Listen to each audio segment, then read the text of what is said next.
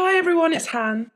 I'd like today to address an article that popped up on Facebook by feminist mainstream journalist Jody Allard. Uh, Now, a feminist mainstream journalist is a very easy person to automatically dismiss as a libtard or a neo-feminist or irrational and part of the social brainwashing. But that's an ad hominem attack, so instead of doing that, I will pick apart her argument instead. And this article is entitled, "I'm Done Pretending Men Are Safe, Even My Sons." And she has subtitled the article, "If the feminist men, the men who proudly declare their progressive politics and their fight for equality, aren't safe, then what man is? No man, I fear." Now, she already opens with a very deceptive subtitle. I thought, well, she's talking about men aren't safe. And I was thinking of the safety of men. Well, how are they unsafe? What's going on here? She's going to talk about men's rights. But it's a bait and switch. It's a clickbait title, and it's not talking about the safety of men actually in regards to their own good. It's talking about the safety of men in regards to them being safe from the so-called ideology of the patriarchy, if we can put it like that. Anyway, she goes on, "I have 2 sons. They are strong and compassionate, the kind of boys other parents are glad to meet when their daughters bring them home after dinner. They are good boys in the ways good boys are, but they are not safe boys.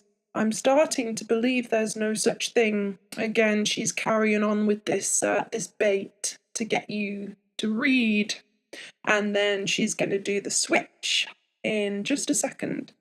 She goes on, "I wrote an article in the Washington Post last year during the height of the Brock Turner case about my sons and rape culture. I didn't think it would be controversial when I wrote it. I was sure most parents grappled with raising sons in the midst of rape culture." Now, there's all sorts of things we can go into about that. I recommend you check out, there's a podcast by Stefan Molyneux and Paul Elam, and they're discussing the rape culture, and they actually discuss the statistics. And there's no arguing with the facts, they present the facts, and the rape culture is actually a myth. The only place in the West where there is a rape culture is in male prisons. Anyway, the struggle I wrote about was universal, I thought, but I was wrong. My essay went semi-viral, and for the first time my sons encountered my words about them on their friends' phones, their teachers' computers, and even overheard them discussed by strangers on a crowded metro bus. It was one thing to agree to be written about in relative obscurity, and quite another thing to have my words intrude on their daily lives. Okay, so she's begun her essay with a straw man argument, or just not even a straw man, just an outright lie. She's setting it up. It's the rape culture thing. This is what we're going to talk about. Well, we haven't actually proved that yet. She's not proving her premise. She's just assuming that we are all going to accept what she said. Okay. "One of my sons was hurt by my words, although he's never told me so. He doesn't understand why I lumped him and his brother together in my essay. He sees himself as the good one, the one who is sensitive and thoughtful and who listens instead of reacts. He doesn't understand that even quiet misogyny is misogyny, and that not all sexists sound like Twitter trolls." Let's read that line again. "My son doesn't understand that even quiet misogyny is misogyny, and that not all sexists sound like Twitter trolls." Okay, so she's talking about covert misogyny or subtle misogyny. Now, it's very ironic because what she's doing here in attacking the idea of or bringing about the idea of quiet misogyny is she's actually being covertly anti-male. And that's what her son seems to have picked up on. He is seeing his mother's hypocrisy. And I'm bloody glad that he is. Good for him. And I hope that he has the spine to stand up to her, because that's what she needs. You know, can you imagine? And I'm sure many children are in this situation, and teenagers. When your mother has the attitude that quiet misogyny is a thing, can you imagine the passive aggressiveness and the emotional manipulation of that? That is not a good thing for children to be around, especially boys. He's angry at me now, although he won't admit that either, and his anger led him to conservative websites and YouTube channels. Wow. Places where he can surround himself with righteous indignation against feminists and tell himself it's ungrateful women like me who are the problem. Now, this is what happens, and I'm suspicious of this because here is a mainstream journalist. She writes for the Washington Post, and she's just highlighted the fact that there exists very, very strong counter arguments to feminism, like a backlash against feminism. So people can go online and they can view these videos by MGTOW people or by, maybe Paul Elam or Stefan Molyneux, lots of other people who are kind of rising up against feminism, but because they're male, they're doing it in quite a logical way, and they're presenting the facts, and then there are lots of other commentators who do clearly hate women, and they don't present any logical arguments, and, that's fine. But I'm just wondering why is she telling us about these? Why is that being broadcast in the Washington Post that there is a big movement that backlashes against feminism? Why are they promoting that? And I've been quite suspicious of, I don't want to say men's rights, but I've been suspicious of factions in the MGTOW movement, should we say, because where you get an imbalance, you can have your logical argument, but where there's an imbalance of emotion, which there sometimes is, or very often is, within the MGTOW factions, there's a tendency for over-sensualization, sensationalism? Anyway, over-sensationalism, and it attracts people who don't care about logic and rationality. They don't care about the truth as much as they've been really gravely affected by women, and particularly their mothers or their ex-partners, and they need an outlet in which to lash out. Understandable, but that happens within the feminist movement. I would say that's most feminists. Not because they've necessarily been victimized, but because they have been brainwashed into hating men. And I think on the other end of the spectrum, in the MGTOW movement, it seems like there's men there who are more of the emotional nature rather than looking at the rational and the truth of the matter. And I think they have a big influence on other males, and that may spiral out of control as well. In the same way that feminism has, it might go to more of an emotional extreme. And again, it's more of this pitting against the sexes. So I'm asking myself, what's going on here? Is she directing people towards these men's rights activist groups and the subgroups that are more on the emotional and aggressive level? Again, in a way to divide and conquer, because that's what journalism does. It's always about pitting two sides together, against each other. Anyway, they're just my initial thoughts on it. Okay, so I'll continue with the article. I teeter frequently between supporting my son and educating him. Is it my job as his mother to ensure he feels safe emotionally, no matter what violence he spews?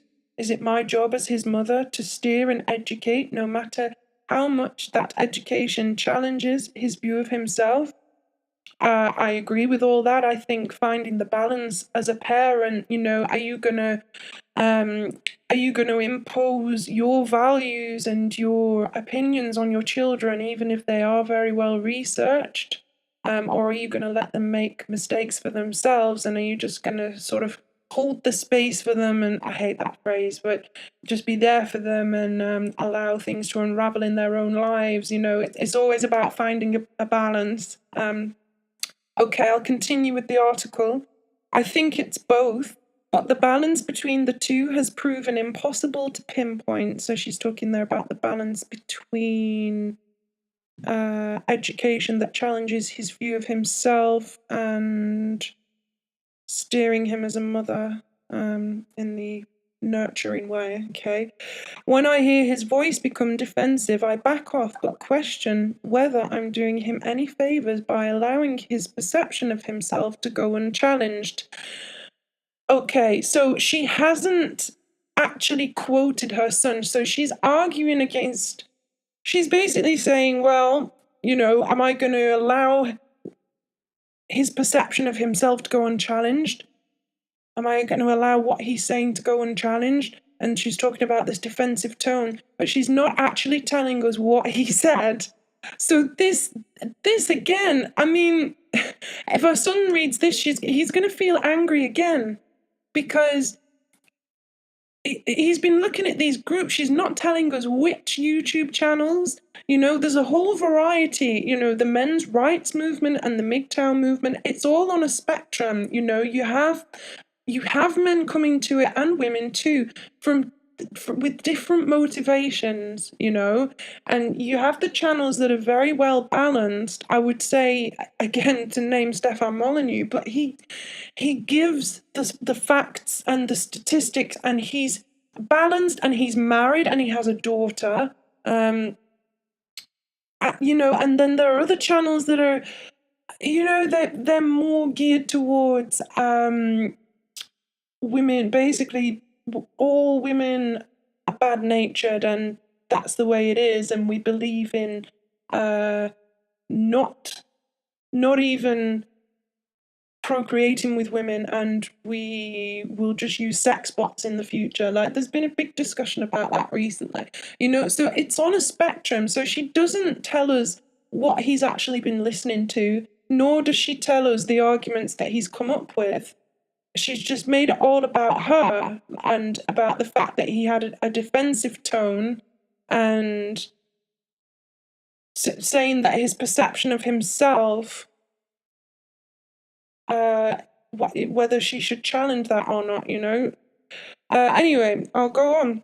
When I confront him with his own sexism, I question whether I'm pushing too hard and leaving him without an emotional safe space in his home. Again, she doesn't mention what he actually said or did that was, in her view, sexist.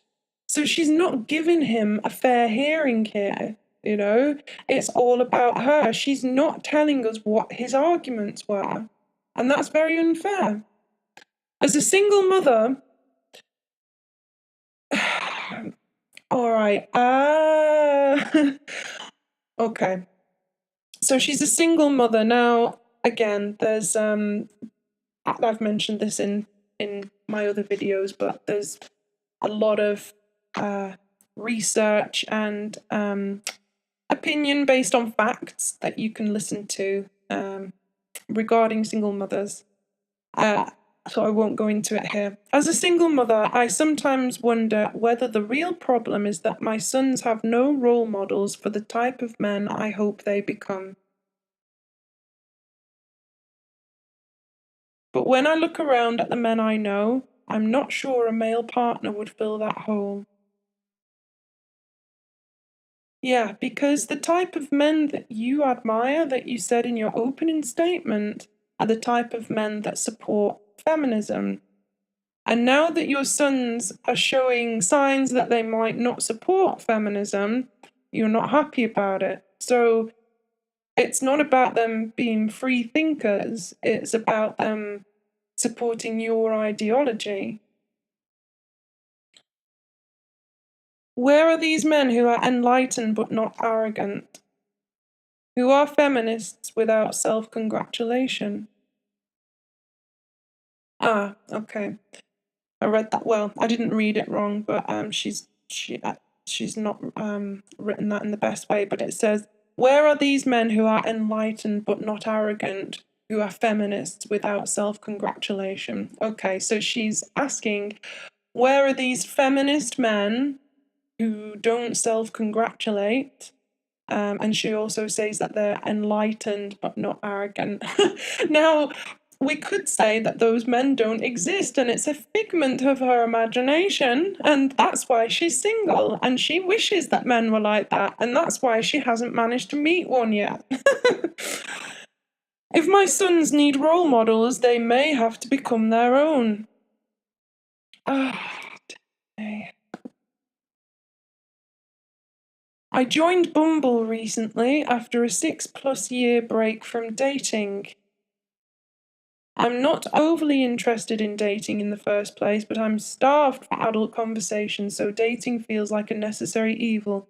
Bumble, as I explained to my married friends, is like the feminist Tinder. Women have to initiate contact with men, so at least there's no inbox full of dick pics every day. I mean, what kind of man? I mean, talk about emasculating. What kind of man would choose to put a profile on a feminist dating website and he can see, I don't know whether he can see the profiles or not, but he's got to basically sit there and wait to be approached by the female and he's not allowed to approach her?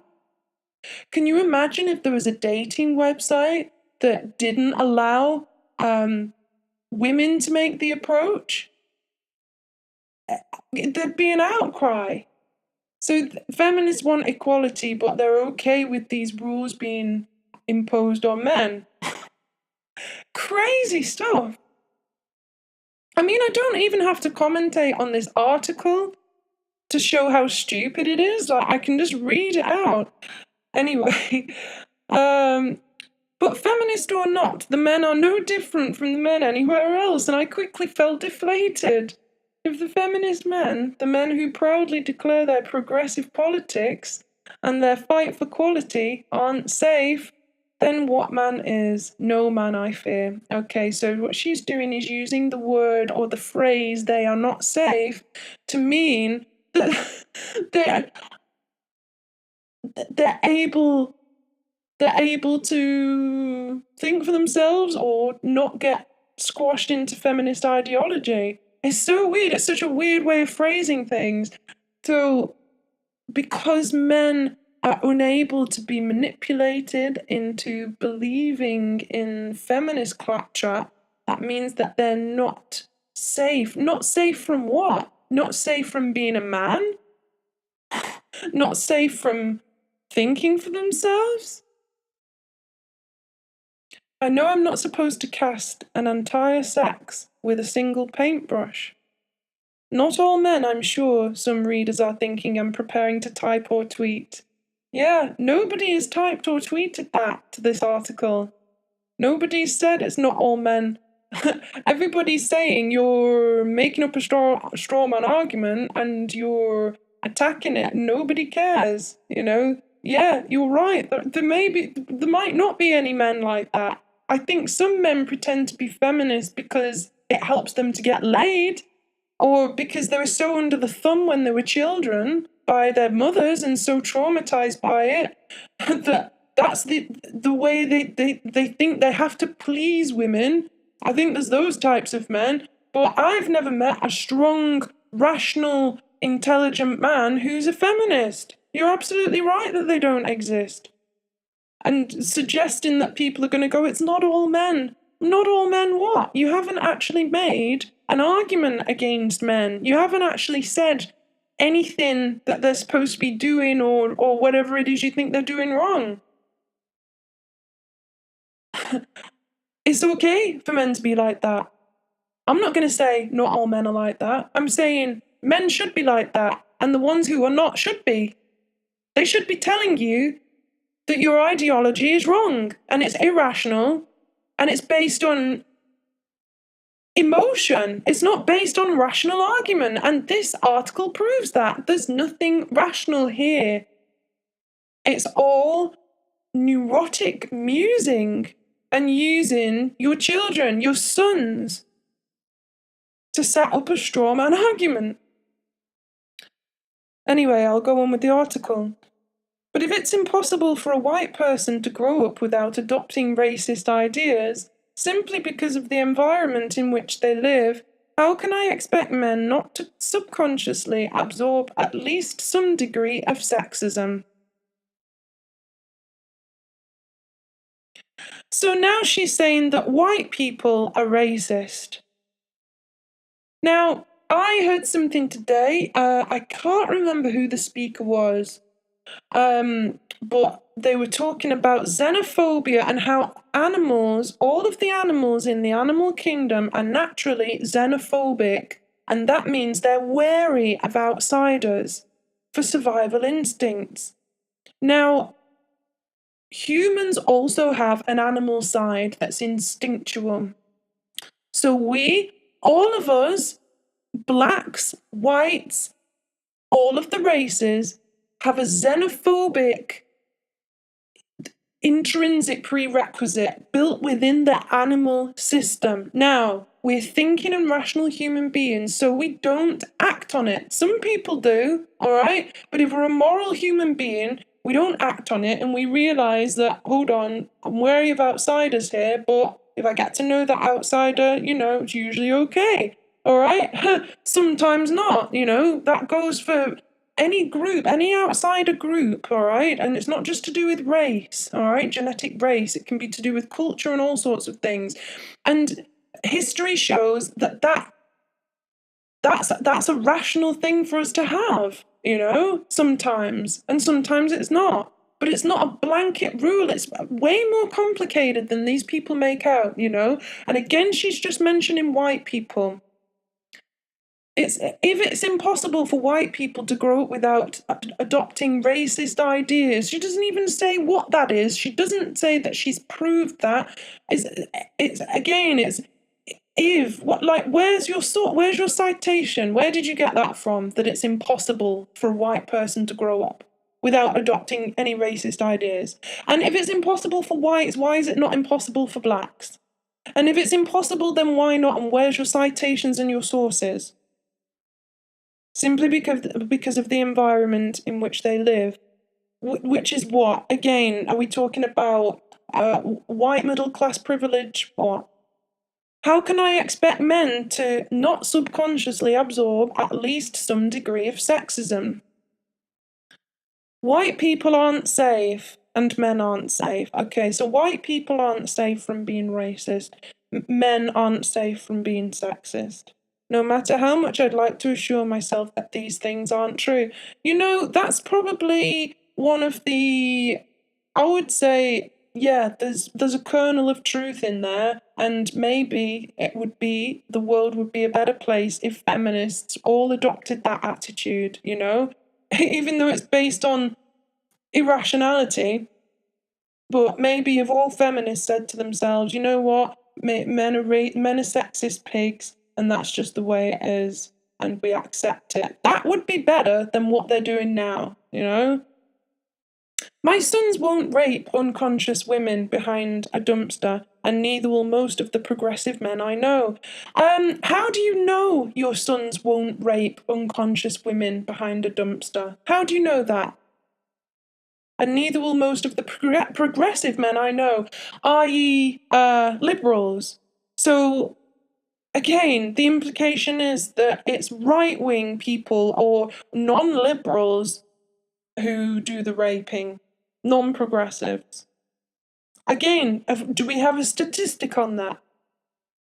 But what all of these men share in common, even my sons, is a relentless questioning and disbelief of the female experience.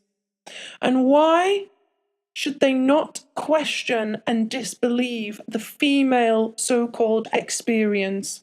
I'm a female and I have no idea what the fuck this woman is talking about when she says female experience.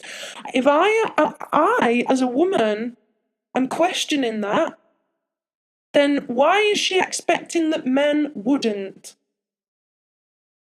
I do not want to prove my pain or provide enough evidence to convince anyone that my trauma is merited. I'm through wasting my time on people who are more interested in ideas than feelings. And I'm through pretending these people, these men, are safe. She's through wasting her time on people who are more interested in ideas than feelings. Let's just let that sink in for a moment, shall we? Feelings above all else, yeah? And she's trying to impose that on her sons, and she's wondering why her more rational boys are getting a bit pissed off by their mother's neurotic feelings. You know, and there's no man there to counteract that and rebalance the status quo. So they're going online and looking at God knows what. Hopefully they will find the many, many strong men who are in the MGTOW and the men's rights movement, or just the balanced people who can see that feminism is bullshit. I love my sons and I love some individual men. It pains me to say that I don't feel emotionally safe with them, and perhaps never have with a man. But it needs to be said, because far too often we are afraid to say it. What needs to be said, she doesn't say. This is not a reflection of something broken or damaged in me. It is a reflection of the systems we build and our boys absorb. No, it's an entire reflection of something broken and damaged in you. Yes, and the system has been built, and yes, our boys are absorbing it. But the reason I don't buy into feminism as a female, and lots of other females don't as well, there's many women who don't buy into it, and I never have. I've never bought into feminism. Fleetingly, maybe, or micro-feminism, a bit of feminist ideology, you know, I soon had it whipped out of me when I started to care about truth and do my own research on the way society works. There's nothing broken and damaged in me in that regard, you know, and that's why I don't buy into it. Those little boys grow into men who know the value of women, the value that's been ascribed to us by a broken system, and it seeps out from them in a million tiny toxic ways. Let me just get this straight. Just because you're a female, it doesn't mean you have any more intrinsic value than men. There's intrinsic value in people. Anything other than that has nothing to do with your sex. I don't know, this is continuing the article, I don't know what the balance is between supporting these men and educating them, but I know the toll it takes on me to try. I am too valuable and too worthy to waste my time on men who are not my flesh and blood. But as my boys grow into men, I wonder whether I've done enough to combat the messages they hear from everyone but me. They are good boys, and maybe that's the best they can be in the system we've created for them. Yeah, and she doesn't realise the irony of that statement. You know, thank God they've gone onto the MGTOW website. Thank God they found some strong male role models, even if those guys are not perfect, you know. Thank God they've seen the other side and that side of the coin, and they might go on to be the extreme now, you know. But again, her message is so toxic, you know. Maybe I haven't done enough to brainwash them, you know. So obviously, feminists and especially single mothers reading this will be like, you know, oh, I need to up my game with the feminist ideology, the feminist brainwashing. I need to up my game with my sons, you know, so they don't turn out like this. Please, please start thinking women and men, please stop listening to mainstream journalism. Start looking at facts. The only thing that matters in this life is truth and reality. They're the only things that matter more than anything else. If you're a feminist, bloody question yourself and look at your ideology. Learn how to construct a valid argument. Nothing this woman says is a valid argument. It's drivel. There's no facts. There's no citations. It's full of logical fallacies. And it's emotion-driven. And she's even admitted that in the article. That is not the way we find out what truth and reality is. Thank you for listening.